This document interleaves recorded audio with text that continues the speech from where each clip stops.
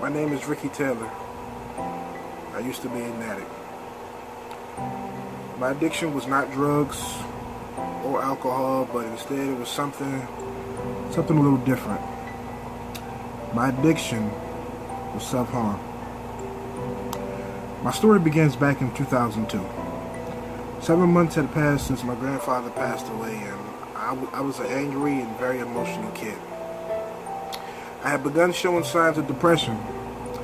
I was writing notes about death, hurting myself, hating myself, how I didn't want to live anymore. And one day my teacher found these notes that I wrote to myself and showed them to my mother. Let's see. The next week while I was in class, I attacked another student with a pair of scissors.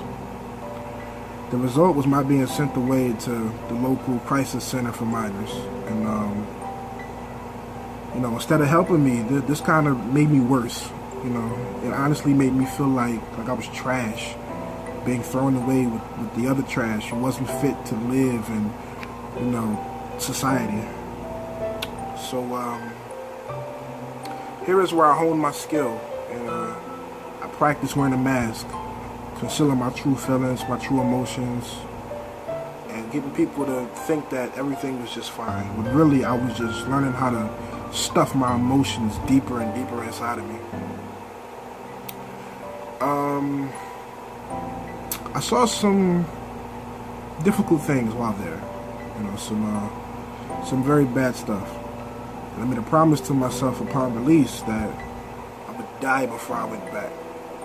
And I meant that. So 2 months later, I'm home and my guidance counselor comes by during one of the times that I'm suspended. And I overhear her and my mother talking about me going back. And when I heard this, I snuck into the kitchen. And I grabbed the knife and I went into the back room. And I remembered what I said to myself. I would die before I went back. And as I began cutting my wrist, and the bleed was just now digging in, my mother came in and stopped me. She grabbed my wrist, threw the knife. He dragged me kicking and screaming into the woman's car and right back to the crisis center.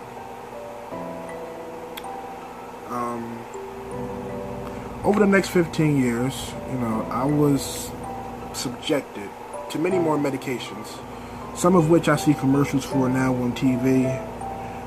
I had attempted suicide numerous times in so many different ways, and I developed the habit of cutting myself, which seemed to be the only thing in life that really brought me like a feeling of true relief and true completeness, besides music and poetry. Mainly music at the time. So on November 16th, 2016, I was in a bad mood, and I had given myself a series of cuts along my left arm, the scars of which you can still see with the naked eye today. And it was real bad. I bled so much that, my friends, my girlfriend at the time, even my daughter could see the blood seeping through if I wore a long sleeve shirt, you would see blood start to seep through. There was some real deep cuts. There was maybe half a dozen or 7 of them.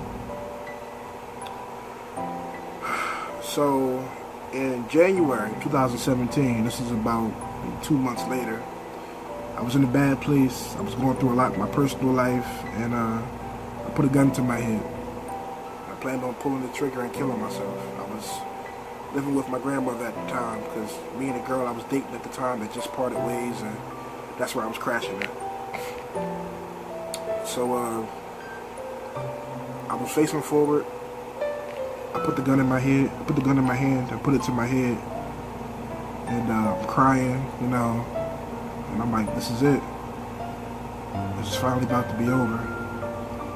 And I look to the left, and I see a mirror that I had on top of my table. And on that mirror was a small picture of my daughter from when she was born, and we first got her pictures done.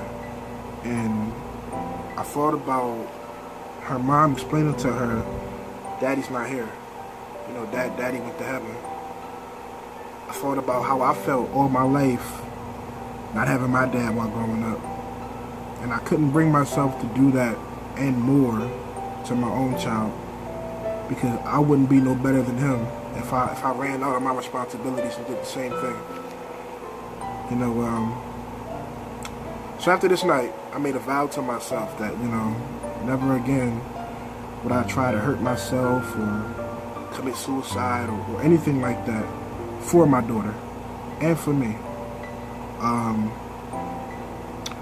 There are many nights since then that I've come close to, you know, harming myself.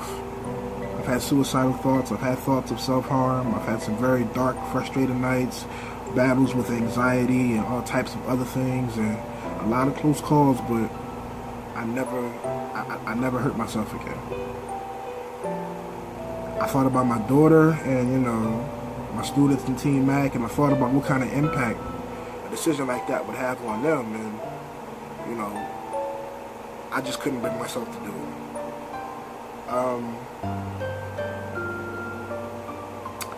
I'm making this video not necessarily for attention, but to raise awareness. You know, I'm making this video for my brothers and sisters in the struggle, and I want you guys to know that you are not alone. I repeat, you are not alone. For those of you who have never felt feelings like this, pay close attention to the friends and family of yours who you think might be suffering from these types of situations. You never know what somebody's going through until they speak up.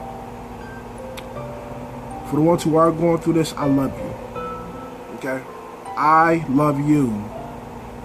Even during the times you feel like you don't love yourself or no one loves you, I love you. Okay?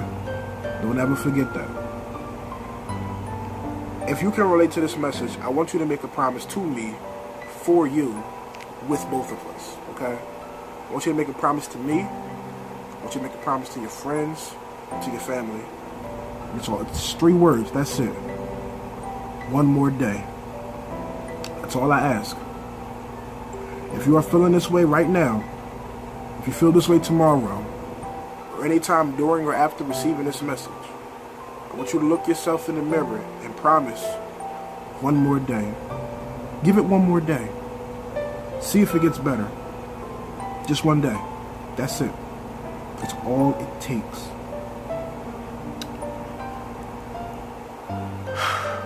Someday you'll look back like I'm doing right now and see that that one day turned into 1 year, turned into 1,000 days.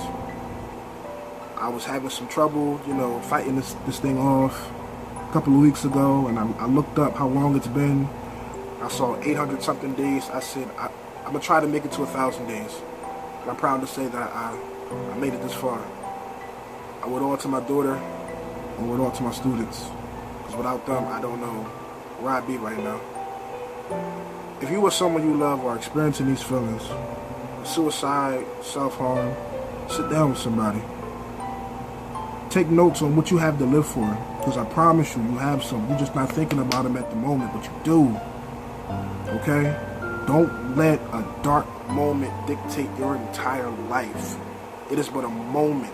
It is one piece of the entire puzzle. Please, I'm begging you, sit down with your loved ones. Have these harsh conversations. And if you feel like you or someone else is in danger, get help. Please, do not hesitate to dial this number. Do not hesitate to dial this number. Because by saving one, you could be saving millions. Thank you. Please, stay informed. One more day. Just one. They call me Uncle Ricky. Peace.